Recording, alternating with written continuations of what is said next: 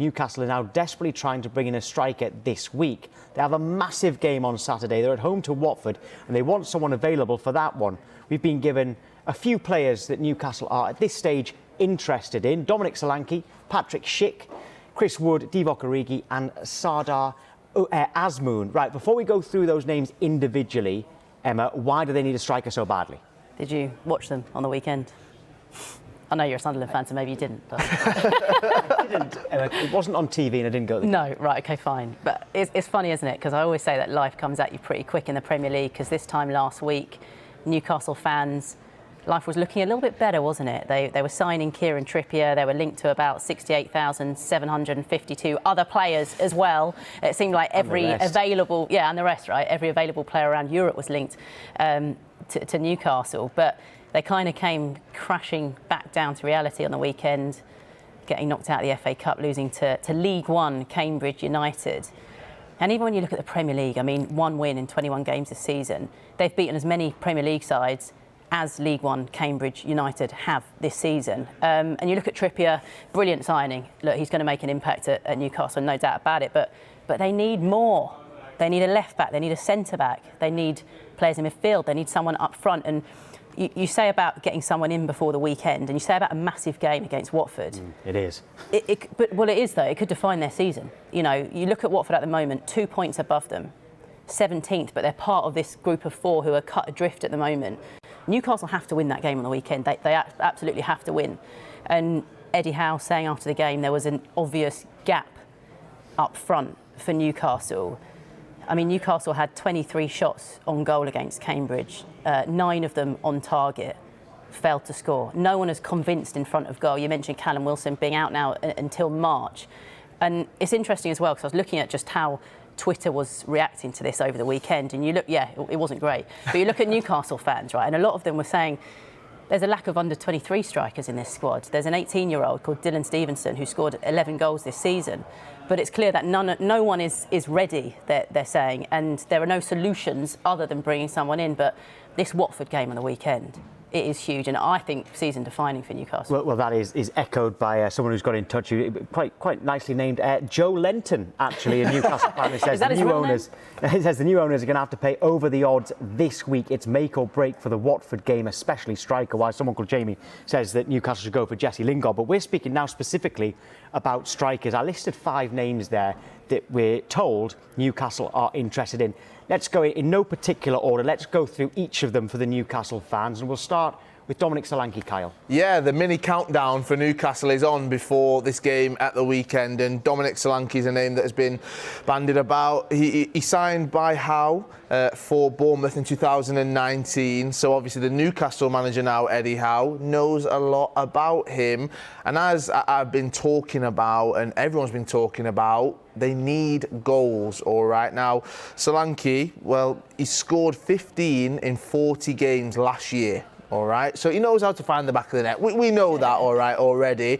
And then since then, you can see just here, he's got 19 goals in 26 fixtures in all competitions for Scott Parker's side this season, all right. Now, as a result, Bournemouth find themselves top of the Championship.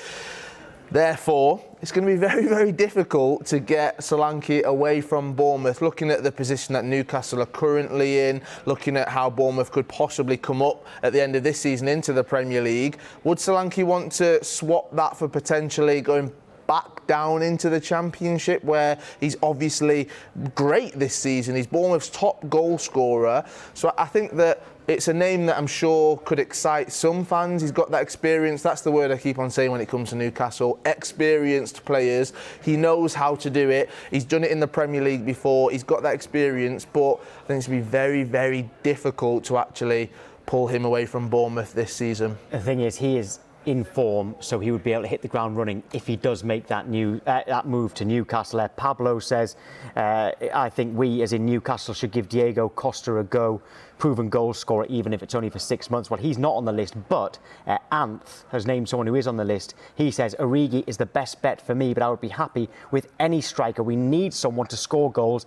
And he reiterates what Emma says, that Saturday is a must-win. So that takes us nicely to Origi, Jess. Yeah, he's a centre-forward, but he's versatile. He can play on either wing as well. And he has scored some iconic goals, hasn't he, for Liverpool. And we did report last week that there have been some Italian clubs who have approached Origi's representatives about a pre-contract, but we understand that Origi's preference is to stay in the Premier League, and if his future isn't cemented at Liverpool, this might well be an option for him. Well, looking at his stats, I mean, considering that he hasn't had a consistent run in the team, that's not a bad goals to games ratio. 10 games in all competitions and 5 goals. Just 3 appearances, though, in the Premier League. Now, he does have this clause in his contract that says it can be extended by a year if he reaches a certain number of Premier League starts. He started in the League Cup, he started in the Champions League, but he hasn't started in the Premier League. In terms of a price, would Liverpool be willing to let him go? They want him to stay, but if they did let him go, we believe that the price would be less than £10 million for him to leave this month. So it does make him a viable option. Darren says we need to make a statement signing, and in capitals, get it done, NUFC. And there's someone here called Nelly who says, as a Newcastle fan, I don't want to see either Chris Wood or Divock Origi. Neither of them are good enough. So disagreeing there with Jess. Now, actually, a lot of people are tweeting and saying that they would like Divock Origi, but this moves us on to the third option there of Chris Wood, who's of course playing for relegation rival. Well, that's what makes it intriguing. Would Burnley let him go? There are actually some reports yesterday, the Telegraph reporting that Newcastle have actually made an approach, by the way, so a little bit sort of stronger in their reporting. He's in his 5th season at Burnley. Of course, he's proven in the Premier League. We'll take a little look at his stats. He's only scored 3 goals this season, but just to kind of counteract that by saying he has hit double figures for the last 4 seasons in a row. But for me, it comes down to what you're saying. Burnley, I mean, they're relegation rivals. Surely they would be reluctant to sell to Newcastle, you know, a club also in the relegation zone. I mean, they're 18th and 19th, these 2 clubs, both on 11 points. I know Burnley have got a couple of games in hand, but I mean, Newcastle could effectively get Chris Wood in, avoid relegation at Burnley's expense if they let this happen. 21 games and 3 goals. That's not what Newcastle need right now. They need plenty of goals, and you know why Burnley are in the position they are if you're looking at the stats just there. Newcastle, I don't think Newcastle fans would be happy. I've not seen the tweets, but are anyone saying they want Wood? There hasn't been as much love for Wood as there has been for others, but there has been a lot for Origi. Philip here says that, again, says Newcastle should go for Diego Costa or Alfredo Morelos as well. He says, that's Philip. Jordan says he's not keen on Solanke or Wood either. But Stephen says, why aren't Newcastle going for Jonathan David in this transfer window? I'd love to see him at Newcastle. Now, Emma, a name I listed there was someone I must admit I don't know too much about. Why don't you? Well, I'm asking you to tell me more. To be fair, I don't think many people would. Azmoun, because I know that you've actually gone and done your research on this. This is your time. Oh, gosh, pressure. Right, so he's a Zenit striker, an Iranian international as well. He's out of contract in June.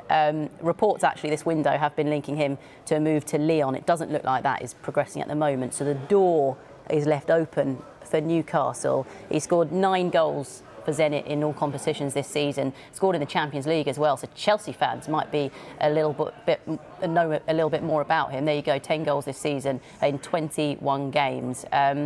Like I said, scored in the Champions League against Chelsea and against Juventus as well. In terms of what he's like as well, kind of out-and-out number 9, a bit of a fox in the box. So, you know, he'd get on the end of a Kieran Trippier cross, and there have been similarities drawn between him and Zlatan Ibrahimovic, by the way. So, yeah, probably not too many tweets about him, purely because not a lot of people know what he's like and how he plays. But well, they might be a bit more excited now that you've said that, though, Emma. There is one more on there. They do all look like they are, you know, big, strong strikers that Newcastle are after. I suppose Divock Origi's a little bit different because he's got more pace and, as Jess says, can play out wide as well. But the one that really stands out to me, though, Kyle, is Patrick Schick. Yeah, I mean, you say that name, everyone goes back to the Euros and thinks of that moment, that wonder goal he scored just past the halfway line against Scotland, lobbing David Marshall. Some good memories for some fans, very bad memories for other fans there. Now, it's very interesting because that memory is a great memory, great goal. But look at the stats of this season, what he's managed. I mean, 19 games, 17 goals right there. This is a striker that could help Newcastle. This is a striker that could actually secure them Premier League football for next season. He's the second highest scorer in the Bundesliga, 4 goals ahead of Erling Haaland. Before anyone checks the stats, he has played 3 games more than Haaland, all right, I will say that, but as you can see as well, aren't they? Yeah. Yes, so for context though, it's quite interesting comparing against Newcastle because he's got those 17 goals. Newcastle have got 19 goals in total in 21 games this season in the Premier League. So people will say that he is a cheaper alternative to Dusan Vlahovic, yeah. There, let's do that there. But everyone's talking about him. Cheaper alternative to him, of course. But we are being told that Bayer Leverkusen want £50 million for Schick, which could make the deal very unlikely, especially in 5 days.